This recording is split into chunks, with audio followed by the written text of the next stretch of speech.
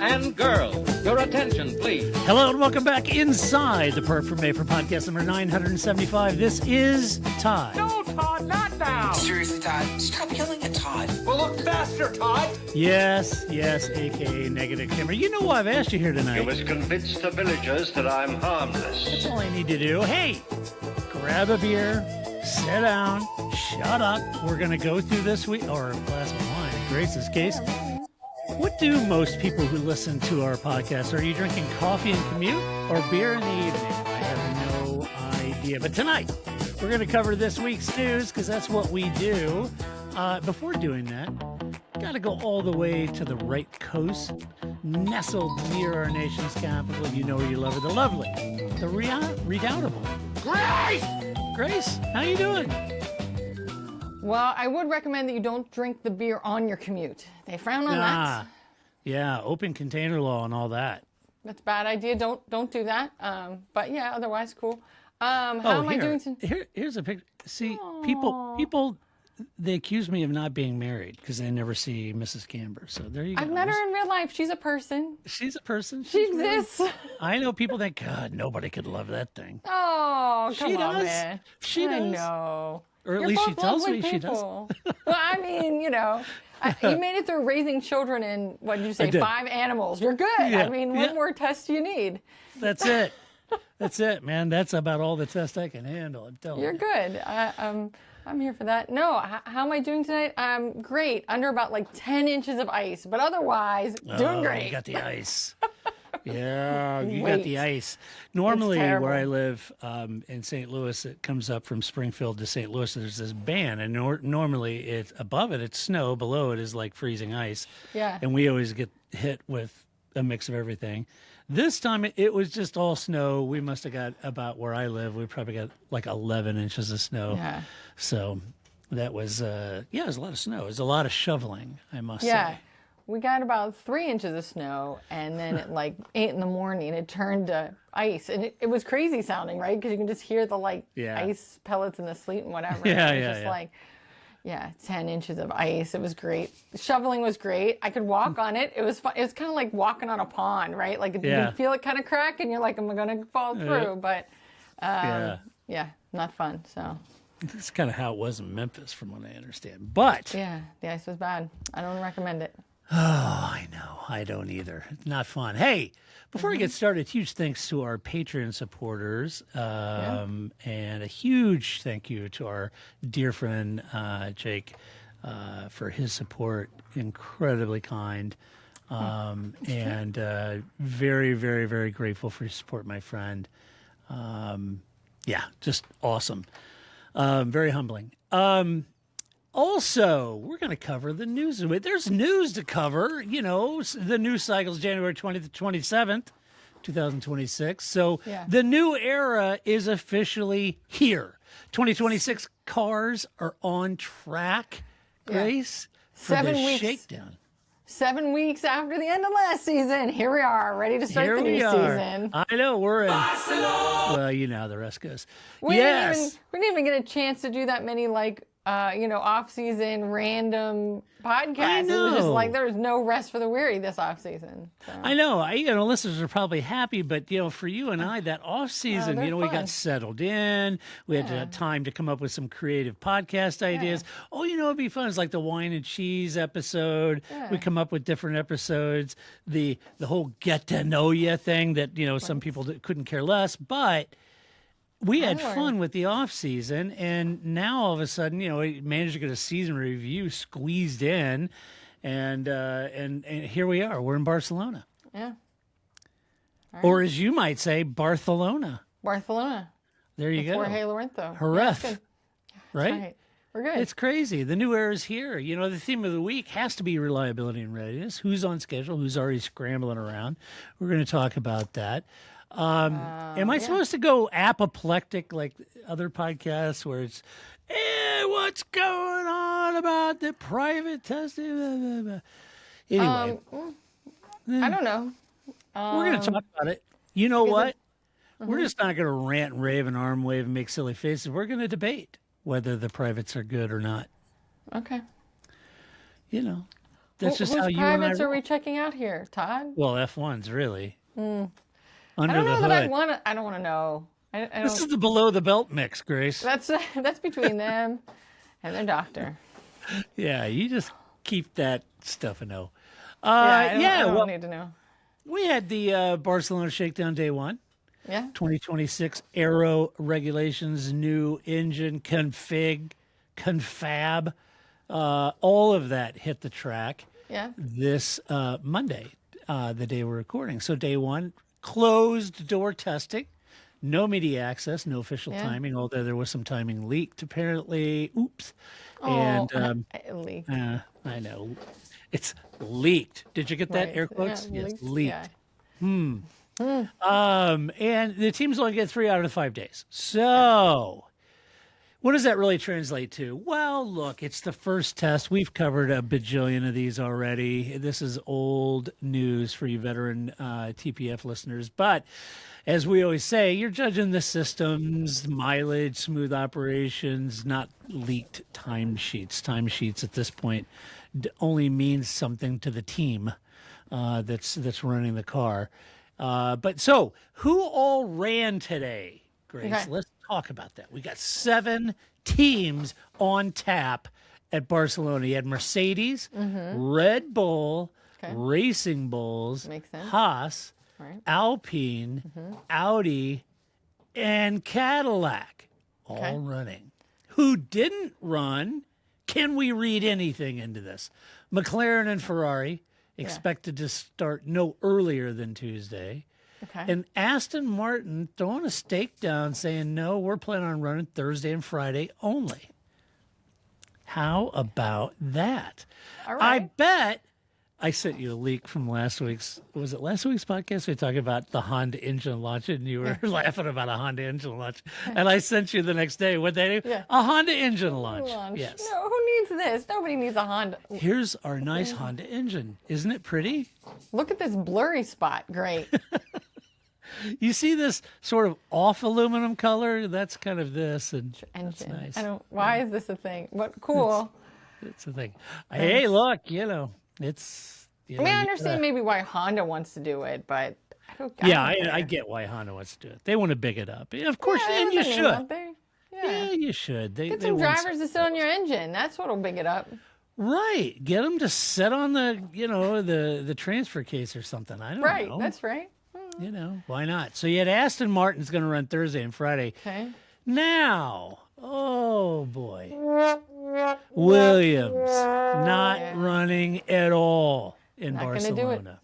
Not gonna do it. Not gonna You have to wonder. Oh no, it all went wrong. Is it one of those moments, or we've seen this before for Williams folks?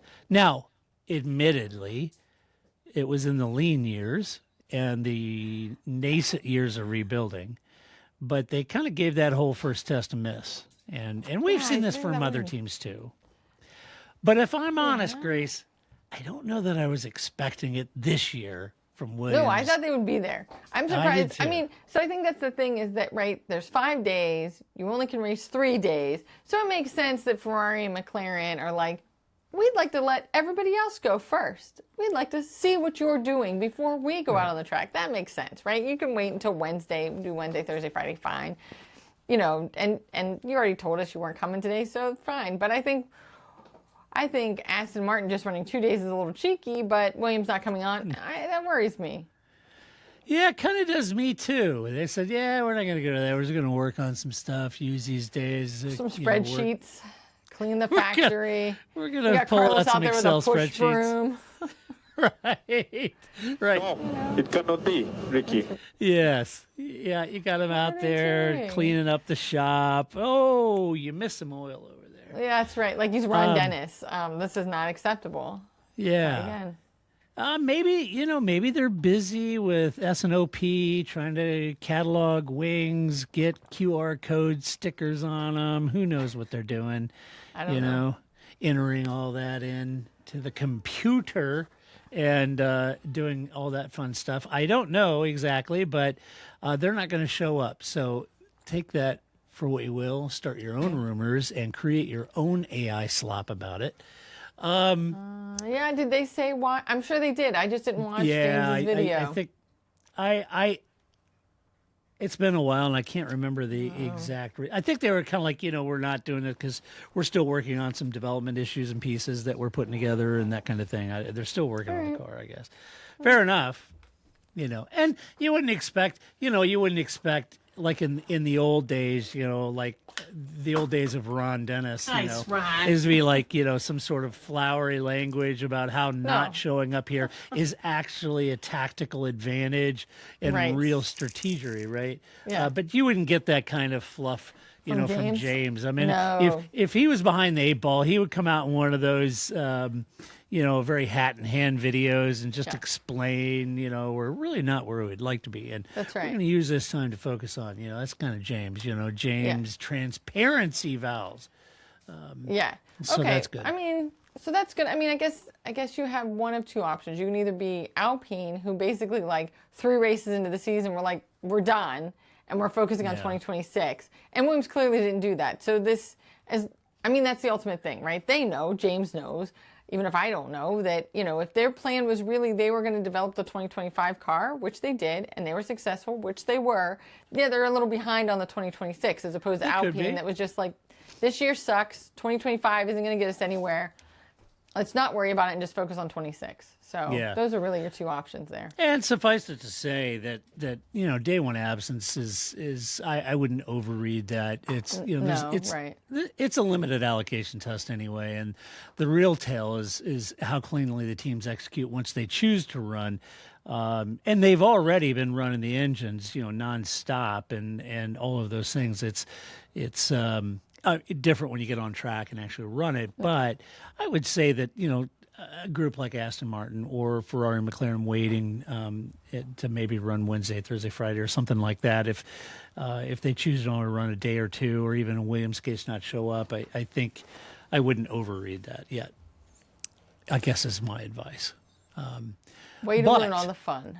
I know. I'm just being practical out of this. Everybody's all these news stories and social media and videos and everything apoplectic about it, but it makes for great clickbait, but I wouldn't overread that yet. I would wait until the Williams runs. Yes. The race just recounted about how they had to walk around the track. So it was like story time with Ed as he walked around the track. So it's fine. I saw that poor Ed sitting in the car in the front seat of their car with Jonathan Noble, kind of like, hey, here we are. Couldn't get remotely close to the track. We kept getting shooed 1 mile away. No, it's too close. Another mile away.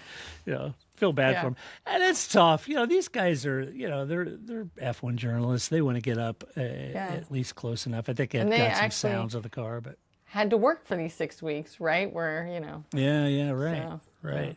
So, right. Right. There's no stopping Ed. He's freight training that career of his. That's right.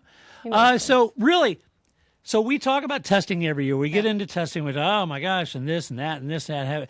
At the end of the day, yes, all of the certain speeds around corner and with the wings and the arrows and all that measurement and the pitot tubes and the fencing they put on to gauge the aeroflow. All of that is pertinent. It all happens. It all means a hell of a lot to the teams and how fast they were through the middle of this corner and the corner entry and the corner exit and when they could apply throttle. All of that is critically important to the team. Even on this first test, they're measuring all of that, of course. But in reality, that's important to the team regarding contextually its car, right? We have none of the context. We don't have any of the context, right? And so it often begot that sort of phrase that, oh, you can't tell anything by testing. You can't tell.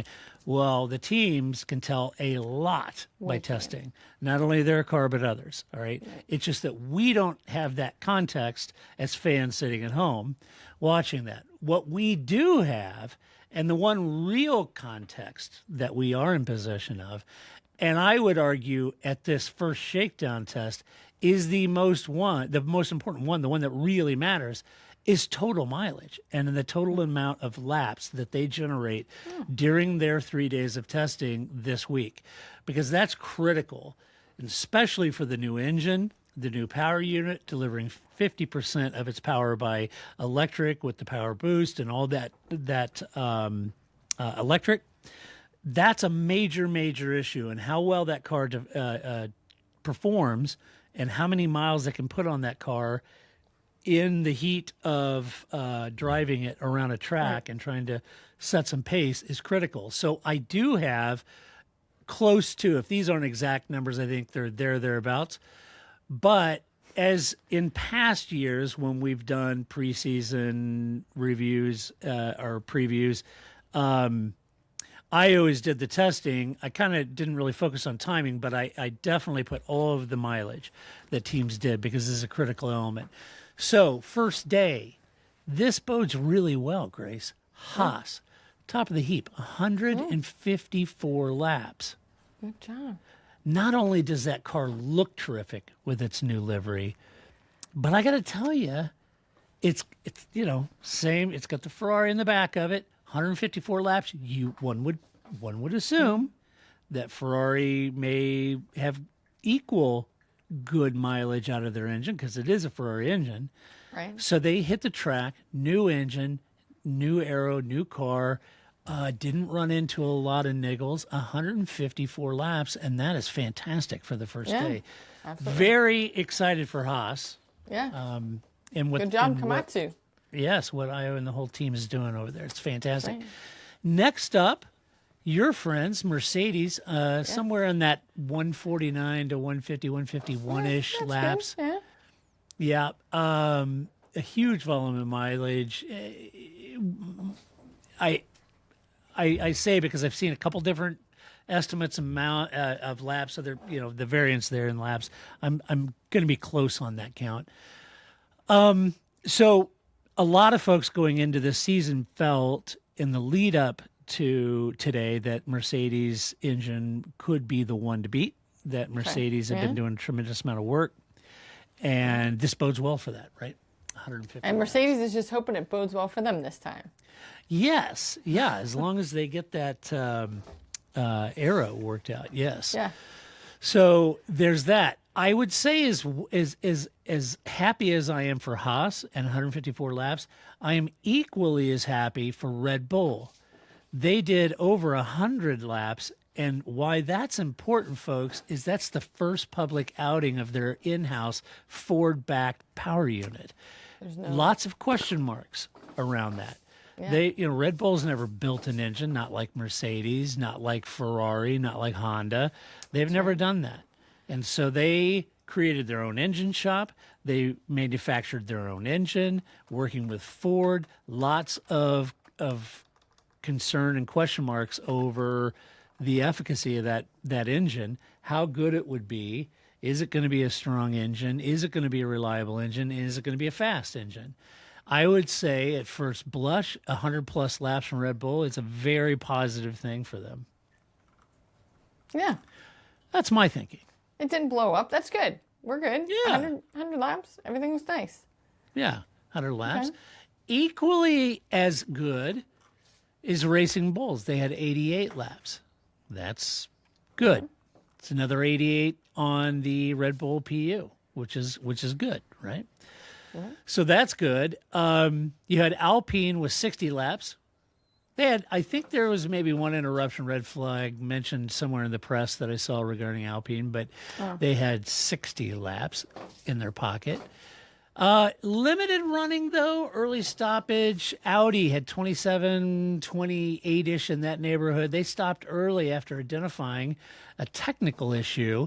And Cadillac had 44 laps, around 33 of them by Valtteri Bottas and 11 of them or so by Sergio Perez, explicitly sort of prioritizing debugging over those laps. So they ran out 44 laps, looked at the systems, started working on some debugging things, and then chose to lock it up for the day.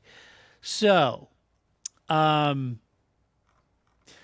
would say on Cadillac's part, Grace, that the low lap count could actually be part of their strategy for this shakedown. I could see them saying, okay, new chassis, got a Ferrari engine, powertrain. let's go in, let's run a series of laps, let's identify any issues, let's stop, let's fix it, run a few more, let's stop, let's fix it. It's part of that strategy of just Right. sort of breaking it That's in, right. you know? That's right. You want to. I don't know. I mean, that's the whole point of a shakedown, right? Yeah, like right. it's to kind of get like where's the where are the issues, where are the little things that Yeah. there's that last like 10% or whatever that you can really only address out on the track. That's the shakedown. That's the whole point. Yeah, yeah. I don't know that it's necessarily a crisis.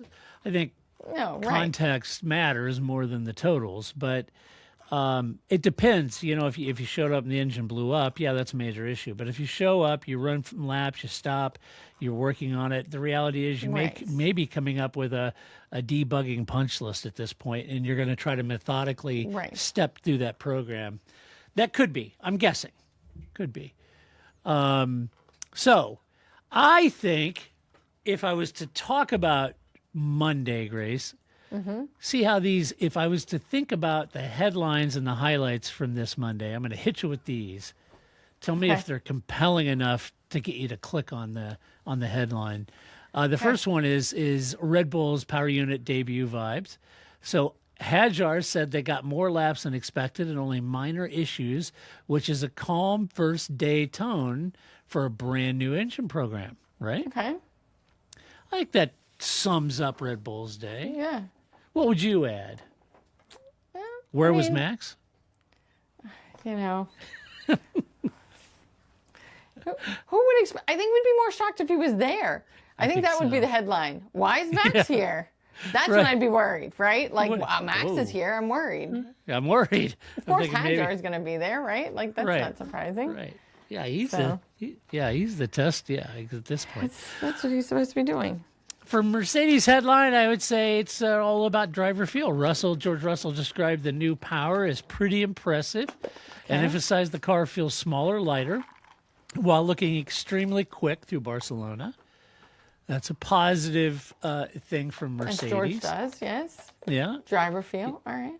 driver feel. Kimmy, I think and so. I think it's good to get Kimmy out there. I mean, I think that he Yep. had an as expected 2025, but you're still like shaking down the driver. You want him to get more seat time to get more comfortable in Formula One in that car. It's a new car. Get ready for 2026. So I think I would be pushing Kimmy more than just to kind of get out there and get confident. Yeah, yeah, it's good. Audi, short day, stopped as a precaution, says the issue is identified and fixable. Bortoletto framed it as normal early shakedown pain. Don't question us. So, to juxtapose the two, you have Audi showing up, taking Yeah. over Sauber. They show up, develop a chassis, and a brand new Formula One engine.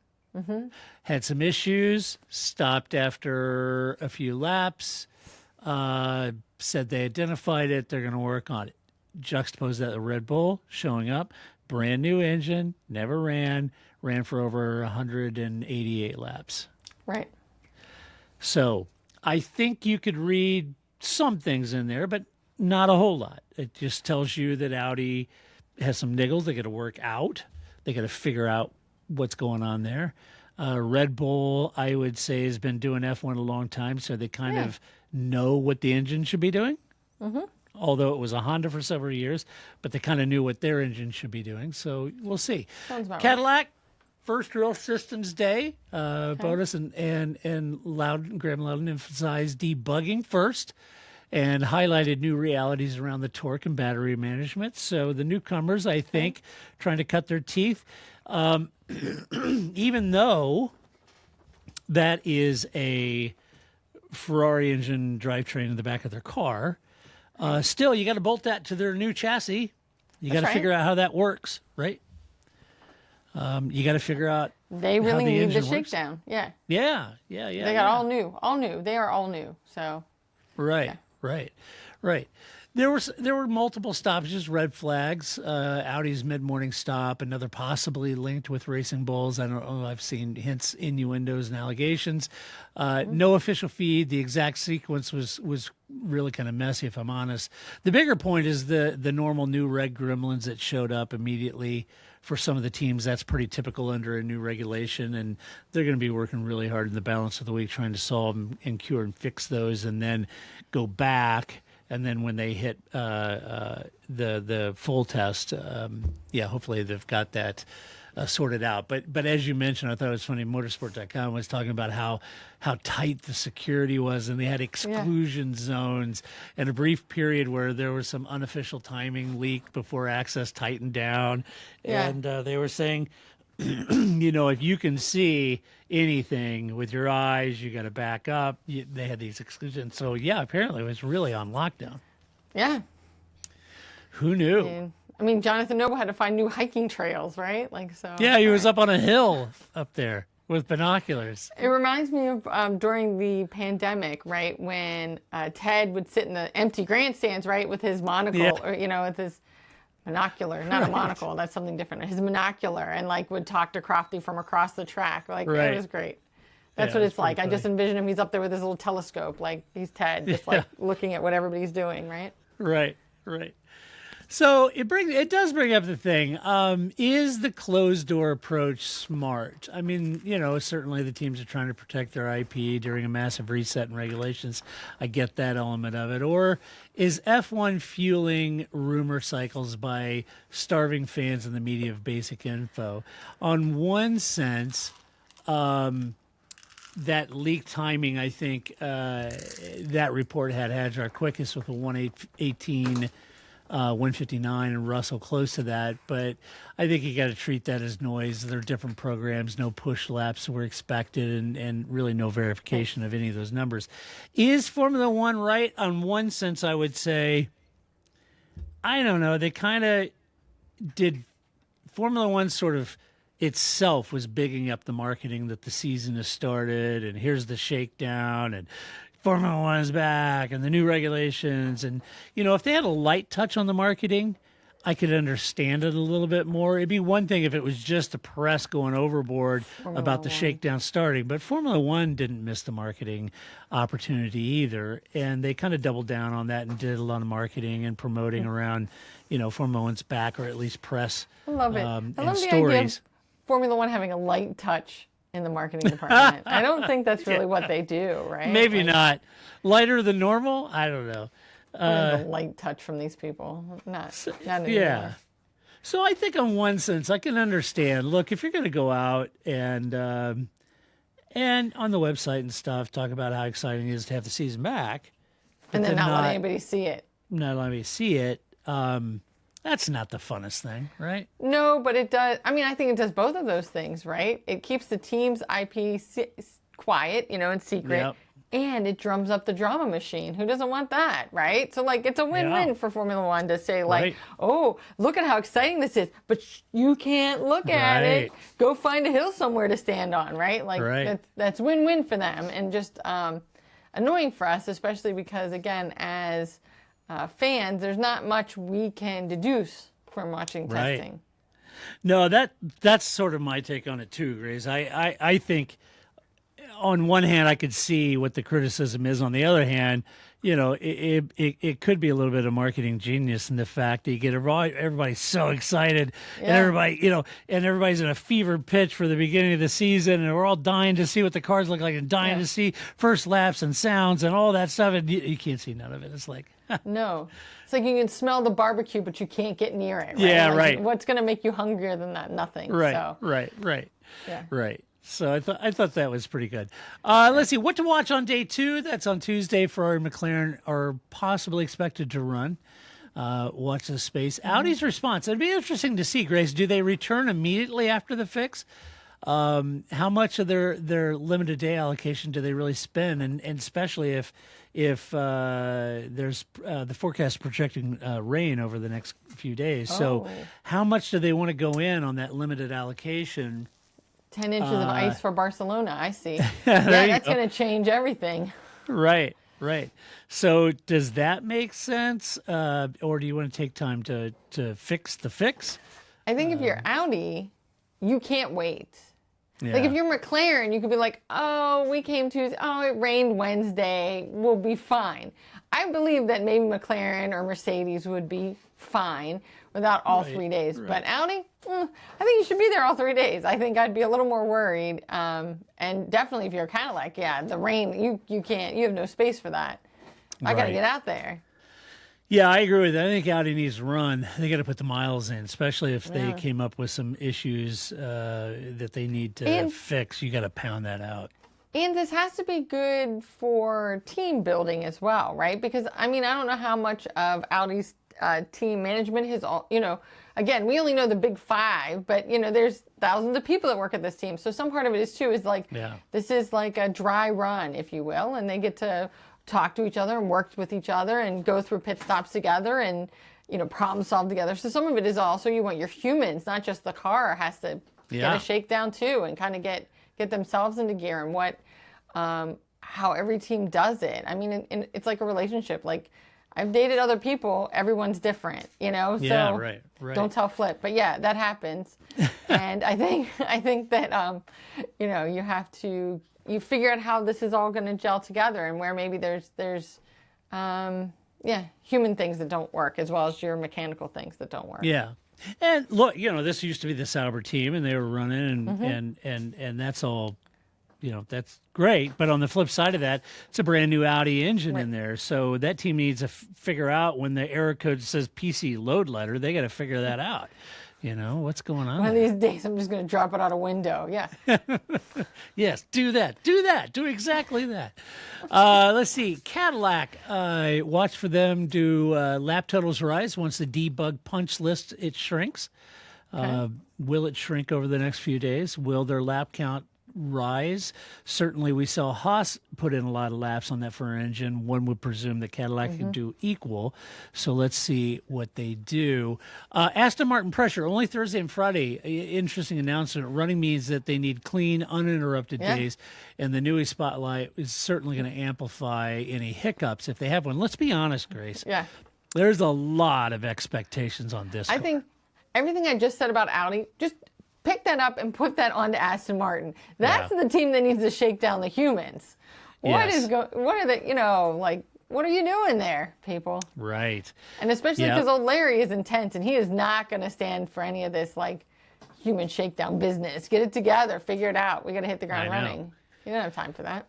Yeah. A lot of expectations on this car. This is Adrian. Last year is kind of like when they asked him, well, is Adrian helping you out with the performance of the 2025 car? And he was like, he kind of looked at a couple things, but not really. He's 100% focused on 2026. Right. So he couldn't be bothered with last year's cars. It was on this car.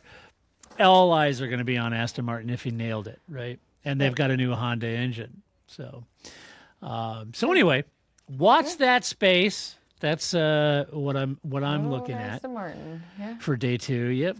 What else is going on? Well, I've got some off-track money, power, and politics. Who doesn't like money, power, and politics? The first one up is there's a circulating rumor that Christian Horner Consortium in talks to buy into Alpine. Reuters are reporting it, that Horner is among those in talks regarding an Alpine stake.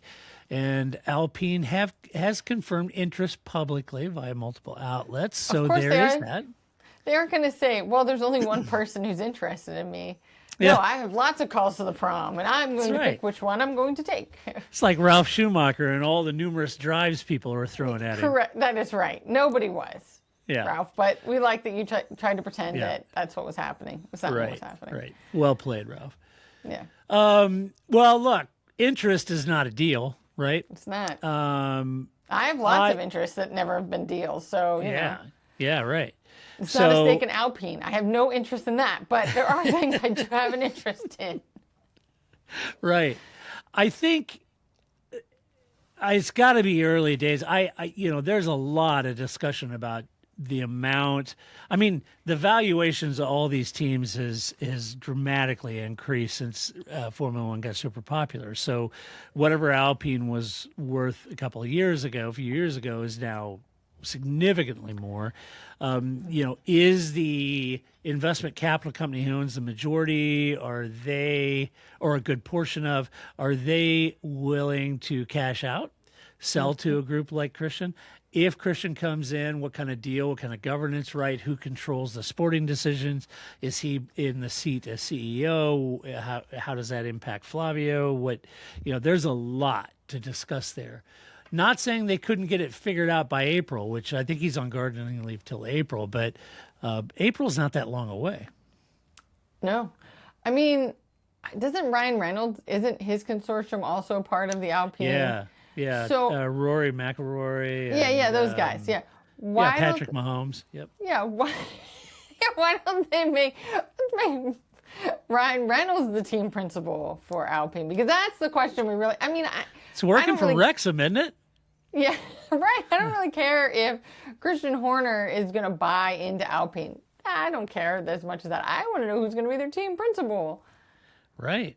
Does him buying into it mean that's what's going to happen? That's what I want to know. Who's running this boat? Because Flavio is like, I am not being team principal. So who's doing it? See, I'm thinking Ryan and Rob are missing an opportunity. They should just sell out Wrexham now because they cashed in with that whole documentary series. Now they should just cash out, take that money, and do the same thing with Alpine that they're doing with Wrexham. Gosh. You know? That would be great. Moved to really France with the engine or whatever. Well, no, now it's a Mercedes, so maybe you can't do that. But anyway, you get the point. Yeah. They just get all embedded in the culture of the Alpine team and do a whole Wrexham thing. I want Ryan Reynolds to spend time with Flavio Briatore. Who doesn't want that? Who doesn't want to see that? That's like the movie My Dinner with Andre, you know? That would be hilarious, wouldn't it? I mean, the whole thing would be just like, Jesus Christ. You know. What? It's just him and Rob going, do you know what he said? No idea. Okay. No idea. Yeah. The three of them, Ryan and Rob and Flavio at dinner, you know? Yeah, it's like, we'll send them on the Bonato, Steiner wine tour at the beginning of a Drive to Survive together. The three of them. Flavio shoved in the back of a tiny vehicle. That's what I want. Like with a bottle of Beaujolais. Who doesn't want this? This is great content. Drive to Survive. Give me a call. This is great content. It is. Ryan and Rob could own that. We were just here checking in on our investment. How's it going? Oh, we're taking Christian too? All right. Put him in the back with Flavio. Right. So I don't know. Is this a genuine return to F1 power play? I don't know. Or I mean, look, as I mentioned, the valuations have gone through the roof. I mean, this could just be financial positioning. While the valuations are growing, they got the new Mercedes lump, the new regs. Interest is an all-time high. Is Christian just making an investment for gains? As a good investment? I don't know. I thought about it, and I was thinking, there's probably a lot of things a guy like Christian could do. You go back a few podcasts where you and I were talking about this, and I said, I don't know. I'm sure there's got to be an element of it that feels like he's got a little egg on his face, and even now that he's out, you still have Zach Brown talking shit about him, and Toto saying that it's not the way he wanted to go. Yeah. I'm sure he's got egg on his face, and he wants to come back in and rebuild the team and go back at it, and that's one thing. On the flip side, thinking, who wants the headache and all the hassle and all that? I think he should go to MotoGP and start his own MotoGP team and just dominate. Oh my gosh. That would be great. Christian Horner and Gunther Steiner going hammer and tongs at it in MotoGP would be hilarious. Yeah, until Valentino Rossi boinks both of them or something, right? Like the Three Stooges. Like, what are we doing here? I don't know. He's got a lot of places to put his money. We'll see if he puts it in F1. He could be the sixth Spice Girl. Why not? Why not? He could be. He's a handsome man. He could pull it off. I don't know which Spice he would be. I'm like, I don't, I'm gonna try to keep this PG. So I'll just keep my ideas to myself. Which Spice would Christian Horner be? I don't know. Yeah, talk amongst yourselves. Good. Also, Grace, McLaren signs Puma as team kit supplier. Did you see that? I didn't, but I hope they make some nice shoes. My Skechers are pretty nice, my McLaren Skechers. So Puma, I have some high expectations for your orange shoes. At least that's what I think I saw.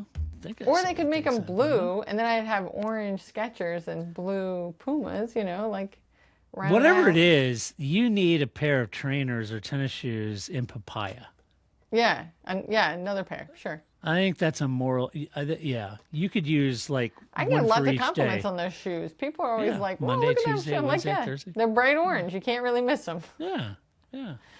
Do you get to go into the whole? Well, actually, these are papaya. And I don't. Actually, my right and left foot are equal.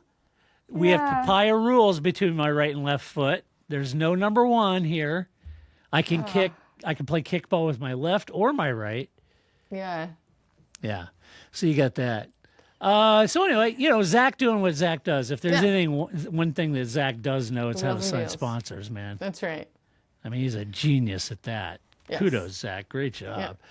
Yeah. Let's see. It's like this whole Cadillac readiness and hiring surge. They were being interviewed, and Graham was saying that, we were building the team, put out some job recs, and had tens of thousands of applications. Wow, that's great. Yeah. Who knew? I will say they never got back to me on mine. I was going to say, they didn't say how many were qualified, right? That's what you really want. Like, I could put Mine in an was. application. Well, of course, Mine was but, completely. I was probably overqualified. I'm just going right. to put that out there. I can't do All any right, of Graham. these Maybe things, that's but, why you didn't call me back. We can't justify this expenditure. Right. That's okay. Their driver lineup, Perez, Bottas is they were kind of positioning in their pressers and stuff as sort of experienced first launch strategy with veteran. And it's smart, yeah. It is. Look, they're credible development references, right? In a brand new team, the biggest risk is misreading the car and what the car is doing, or chasing the wrong problem on a car. Veteran drivers tend to give that repeatable, structured feedback that can help the engineers really separate that sort of setup noise from a real design limitation, right? And not just numbers on a graph sheet. They also verbally know how to, what to say and how to work together across different cultures and the different way teams work. And they've both been at multiple teams, so they have a real sense of kind of how this kind of works a little differently at each team, but how to, like you were saying, no, I'm telling you this is the thing, or how to that's a real skill. I think that in any field that people work in, not everybody has that ability to just be like, no, this laser focus is this issue, and we just need to focus on that. And so that's what you want by your experience first strategy. Yeah, I think so. Being able to determine that's probably a setup or ride height issue, tire pressure issue. They know the difference in feel versus a real design issue, right? And they'll know that. They'll feel it, like you said, verbally. They'll talk about what the car is doing, and they've got that down. And that matters, even more in a new reg era where correlation is hard to come by. Right, you don't know. Right. So are you listening, Peter Windsor? Just throwing that out there. So I used to go on his podcast, but then I disagreed. I didn't know that was a rule. Like, you can't disagree with Peter. Okay. And I disagreed with him, and he never had me back on. So, and we disagreed on this issue. That's what we disagreed on, because he was saying you really want those drivers to go in and push the car and really overperform and go crazy and all that. And, Paul and I have talked a million times, and Paul's done this a million times. And he was like, no. You want consistency out of the driver. You want consistent metronomic performance. Yeah. Any variations you want out of the car so you can get a read during shakedown on what the car is doing. Once the car is solid, then yes, you want the driver driving that like crazy and overperforming, right? But right now, during development of that car, you need that consistency. So, nope, I agree. It made Peter mad. So. I'm sure it did, but I don't know. Then just do your own radio show, right? Like, why have a guest on if all they're going to do is go, "Oh, you're right." Yeah, I'm not a yes man. You picked the wrong guy. But I mean, anybody. I mean, what's the point except to fuel your own ego, I guess. But I mean, it's not really a it's a conversation. You say things, I say things. Sometimes we agree, sometimes we don't. Like, that's the point. Yeah. Or we see different perspectives of the same thing. It's not really fun if it's just like, yeah, that's great. Great idea. Cool. Next topic. Yep, I agree with you. Great. Right. And when I was in Italy, I was at Ferrari, and I was talking to their engine guys. This is right when they're getting ready to do the hybrid power unit. And we were at Fiorano, we were having lunch, and we were talking about the development of that car and the engine and all the variables that could happen. And I remember talking to their engineering team about that very topic. And they said, oh, no, yeah, that's the thing, is that the driver has to have great feedback, understand what the car feels like, if it's just a setup change that needs, or if it's an intrinsic design flaw that's causing some issue, you need them consistent in and out like metronome, so we can determine what the car is doing, and they can tell us what the car is doing. And then once you get the car, then you want them to overperform. And that's coming from Ferrari, for crying out loud, and I tend to believe them. So What did they know?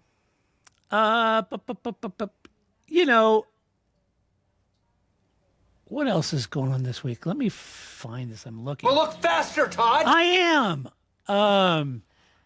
Works teams and big claims. Audi. How do you have so many sound clips with Todd? Are they all from the same thing? Like, I'm very impressed by your ability to have like 20 clips that involve your own name somehow. I know. Well, you know what this one is. No, Todd, not now.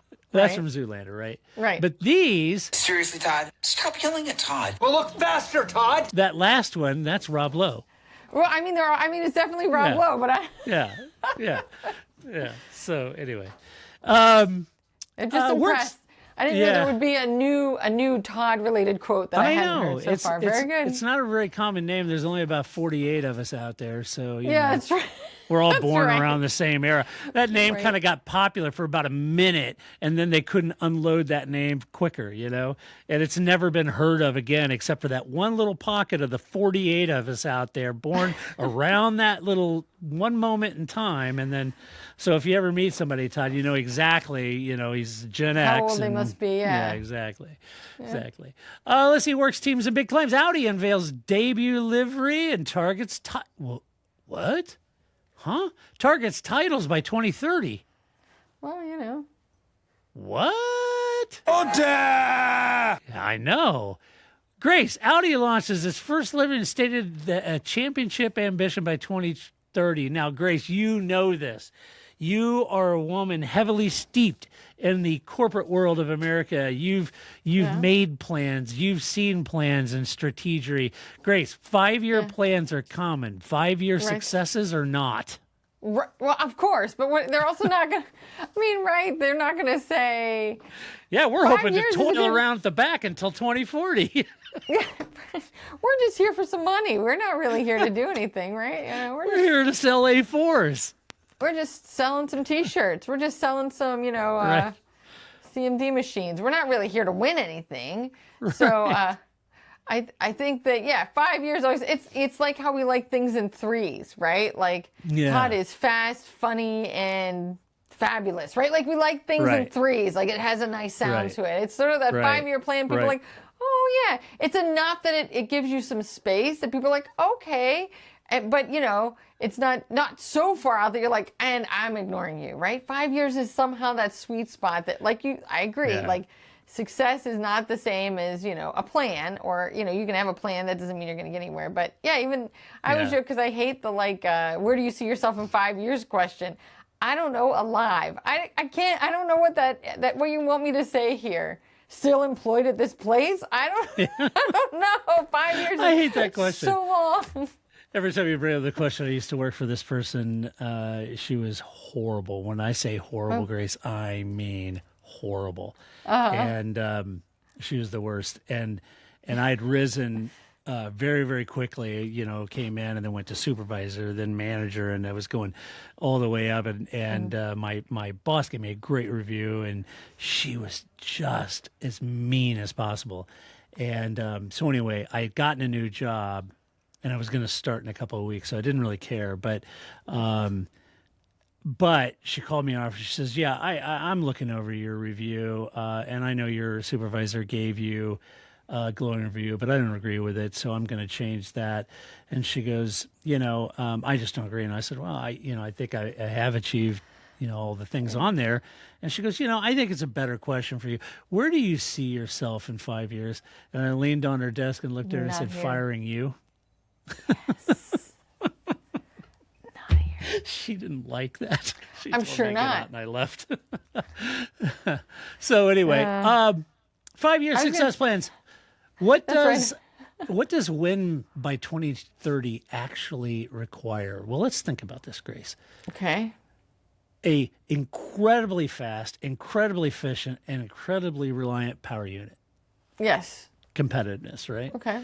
Right. It takes not just Me Too Aero.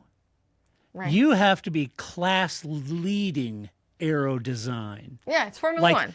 Yeah. At the innovative, doing crap aerodynamically that no one else thought of or is doing. I like the phrase "Me Too Aero," right? Like I Me get Too what you're Aero. saying. Yeah. I see what Are they're we doing, and now flaps? I'm going to do it. Right? Yeah. Me too. Right? Looking at I you, got it. Aston Martin. Yeah. Yeah. Remember the green Red Bull, the green Correct. Mercedes? Right. So, you have to be an aero leader. Driver Tracing talent, point. Yeah. I got right? you. Driver talent. And then, as you brought up earlier about working together, it just Mm-hmm. complete and synergistic operations excellence.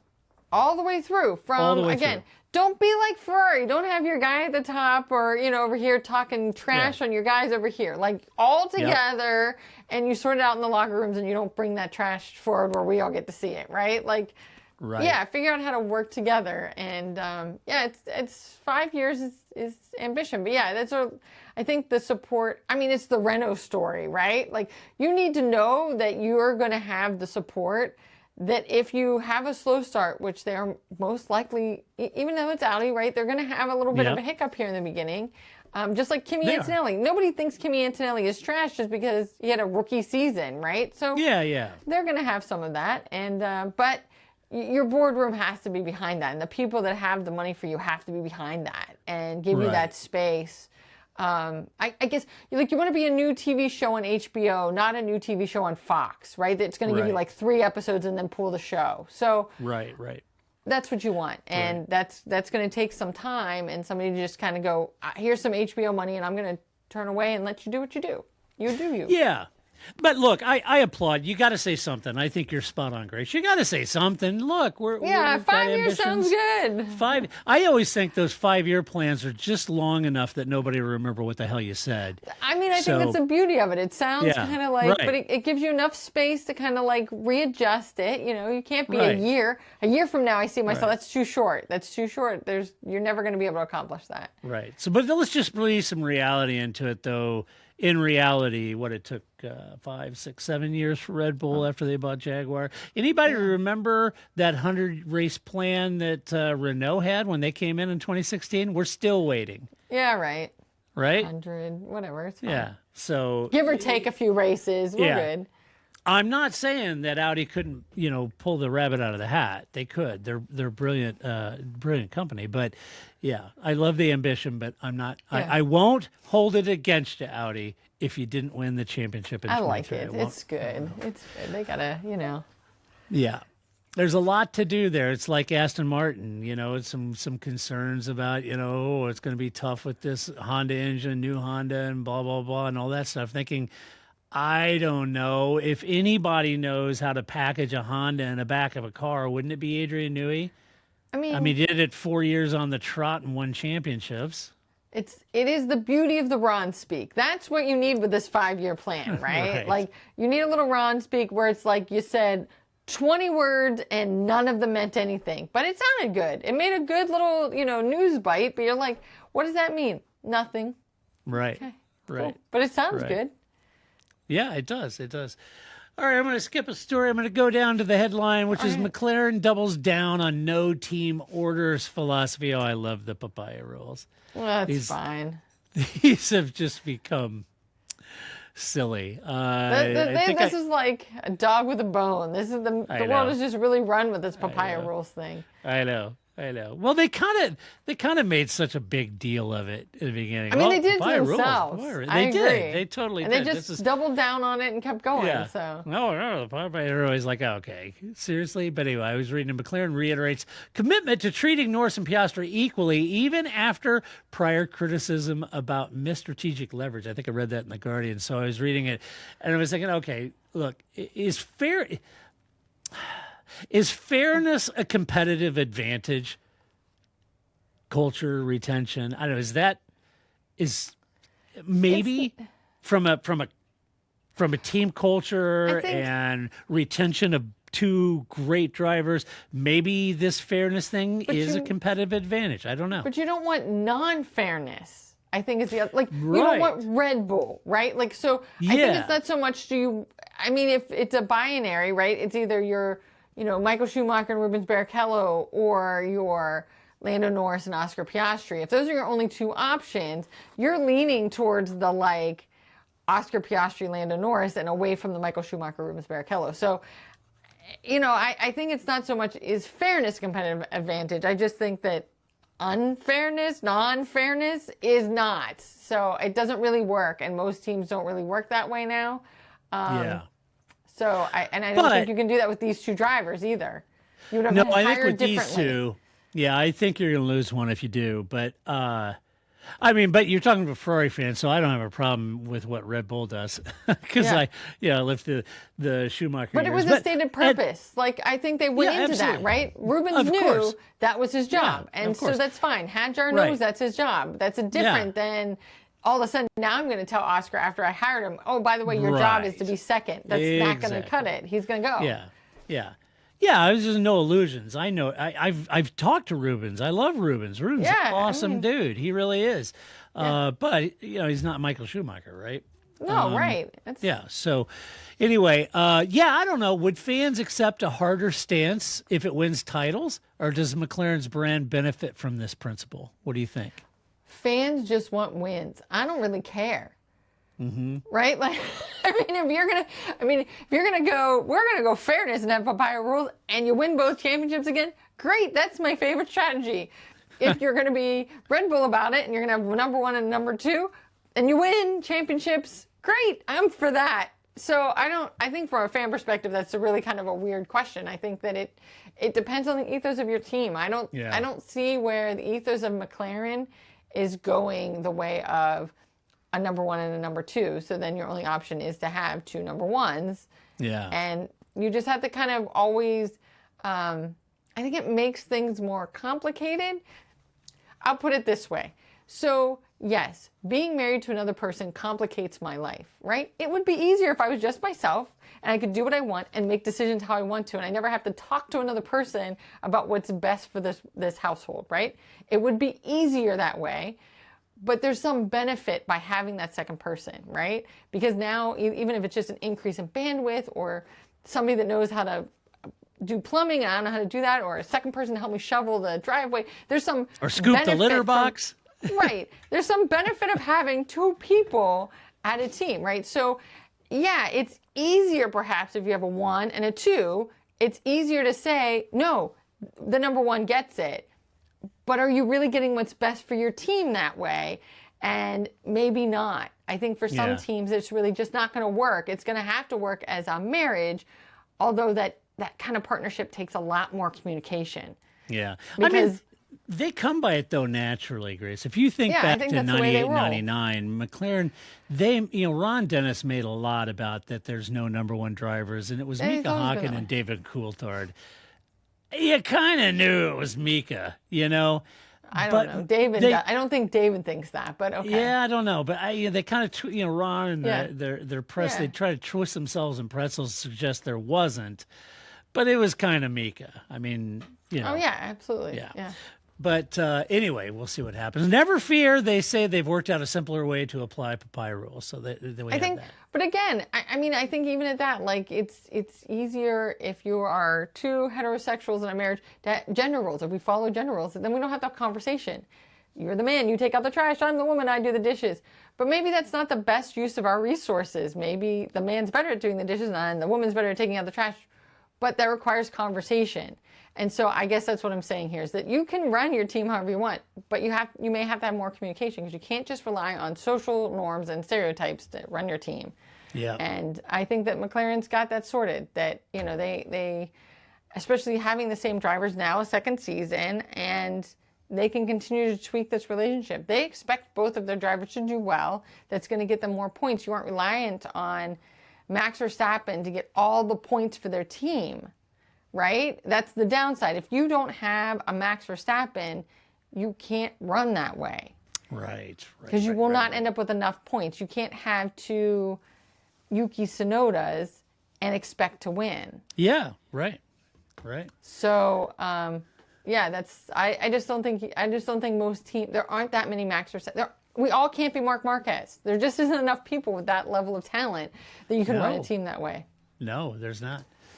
All right. Well, you know what time it is. It's time for Alvin's Cats. Why wouldn't it be? This is where we talk about everything not really F1 that we saw. Yeah. What do you got for us in Alvin's Cats? So, first of all, I did want to mention, as viewers may know, this past weekend was the 24 Hours of Daytona, right? Oh, yeah. And, yeah, so I just, after watching, I mean, I don't watch the whole 24 hours. I do sleep. But I feel like, how do you know somebody watched the 24 Hours of Daytona without asking them if they watched it? Just ask them, what things do you hate today? If they say KFC, John Hamm, Scarlett Johansson, The Fog, you'll know that they watched enough of the 24 Hours of Le Mans, that they're tired of those commercials. And if I have to see that Scarlett Johansson, Lindsey Vonn commercial one more time, I know. I had it. I know, totally. And the color yellow from all of the yellow flags running, Yeah, yes, The Fog. And so it was like, but I went to bed before the 6-hour caution, and when I woke up, that was at the end of the 6-hour caution. I was like, wow, that is a terrible time to have a caution. Yeah. I mean, it was pretty, it was foggy, but yeah, it was. There wasn't a choice, but like the graveyard shift, and you're just, oh my, I don't know how you, I mean, it's endurance racing. It's already about, keeping focus. Yeah.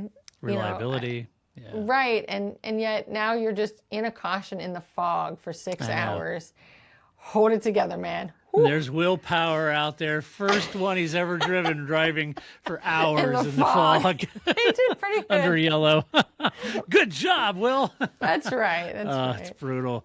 No, hey, but big kudos to our own Paul Charsley, who had a podium. Right.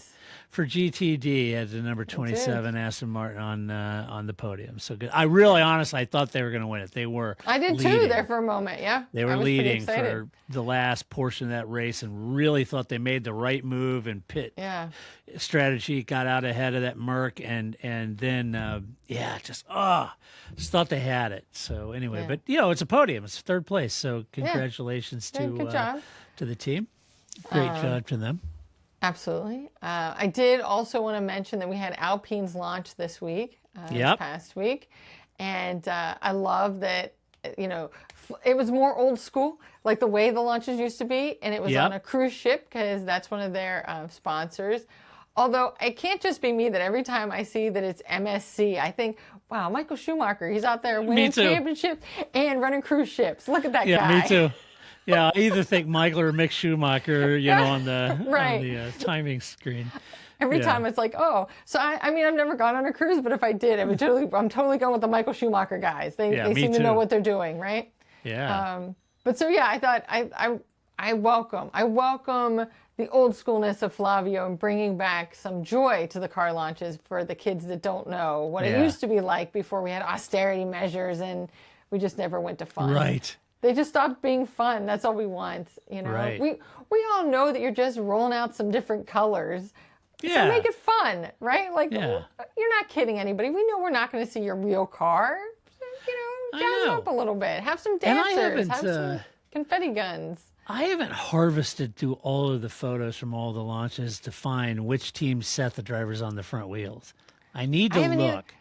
I need Autosport. Like that used to be. That used to be the de facto shot every year, but I don't see that so much anymore. So I think people are starting to listen to us finally after 19 years of talking about Formula One on here.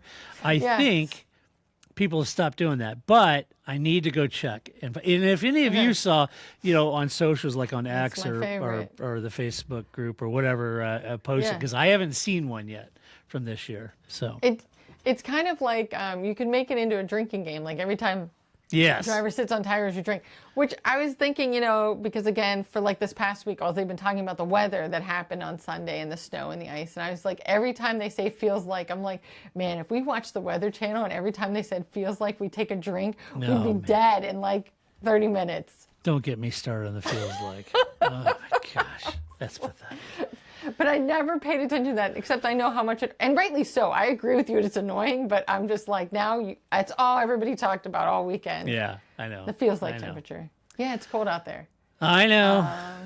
And then my last bit, I try to be relatively non-F1 politically neutral. But I would like to say, so finally my McLaren merch is coming in.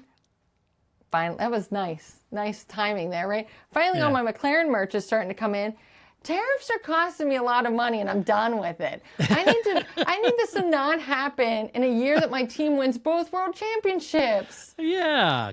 Oi, Come Zach, on. eat the tariff. Come on. What are we doing? Like, this stuff's expensive. And then Aren't you it's like, guys supposed to be really trying to get America on board? Something. Well, quit nailing us with tariffs on F1 merch. You guys should eat that. I'm sorry that I like a team based in England. What is this? God, first of all, it took them so long, which I don't understand, because I assume that they must print like they do for the Super Bowl. There will be Patriots 1, Seahawks 1. Both merch will go to the Super Bowl. One will get used, one gets donated somewhere else, right? Right. Why did it take McLaren so long to get their merch out? And then when they finally do get it out, it gets held hostage because they have to pay extra tariffs. Thanks a lot. I know. Thanks. Cool. Over the holidays, I ordered me a hoodie from the Smallest Cog, which is Richard Hammond's, little group. And and I got to say, Richard, well done, because whoever's doing your merch did a great job, because I ordered it, got here quickly. Of course, it was expensive with the whole thing, but they did get it here pretty quick, all things considered. So Richard and I are like this. I know, Richard. right? We're like this. It's great. Yeah. I love Richard Hammond, so that's good. He's great. But yeah, I All just want right. to put that out there, people. All right. Watch what you're ordering from England. It's not cheap. That's right. Thanks. Why you ought to order TPF gear at a merch store. There you go. There's no your tariffs. solution right there. There. I know. All right. I got some new shit American. headlines for you, All right, Grace. I'm ready. He was 19, but so what? Max Verstappen's girlfriend, Kelly Piquet, responds to comments of 9-year age gap with F1 He was only 19. He's only supposed to blow the bloody doors off. Yeah. It is not the 9-year age difference. Like, there's 9 years between Flip and I, but I met him in my 30s, right? Like, that's it's different, right? Yeah. It depends on where it hits in your life course that It 9 does. year difference hits. 9 years when you're in elementary school might as well be Very an eternity, different. right? 9 years in midlife, not a big deal. And then when Right. you get older, 9 years is Who kind of a cares? big deal. It's kind of a big right. deal. You probably don't really think about it, but it does. One of you should retire 9 years before the first one, and one of you starts having all the older people issues, and it's a deal. It's a thing. Yeah, so anyway, but wasn't why did her well, she had a whole was life with with, Daniel Kvyat. I was gonna say, why can't I think of his name? Kvyat. Yeah. Wasn't she with Kvyat by at that Yeah. point? Like, how does he feel about this? I know. Yeah. Oh boy. I don't know. So let's see. Here's another headline. Sticks out like a wart. F1 fans furious at divisive feature ruining everything, in quotes, on Ferrari's new car for 2026 season. I just gotta say, the jaggy people, shark calm fin. I down. mean, what are people? It's the what? white on top. It just I don't calm like down. it. So, but No, what I don't don't either, but what I don't actually like is how much Ferrari is trying to sell us on it. It's like a throw. So it reminds me of the Formula One movie where they're like, well, all these things happened. Yeah, over the course of like 60 years, not in 6 races. not in 6, right? Right. I get that all these things did happen in Formula One, but Not in one season. Not this close together, right? That's the part that's ridiculous. So it's kind of the same thing. Right. Like, they're just like, it's a throwback to our It's not. It's HP. We're not dumb. It's fine. Just It's own HP. it. Get and it. we'll move on. But the selling of us on this like historical livery we've got, and that's where the white comes from. It's not. It's Not cool. buying it. Not buying Fine. it. Yeah. Yeah. Let's see. And lastly, easily the worst. Mercedes' weird new livery sends F1 fans into meltdown ahead of the a new F1 season. A Easily the meltdown. worst. Fans, what we're talking about? Death threats now? Okay. I mean, good grief.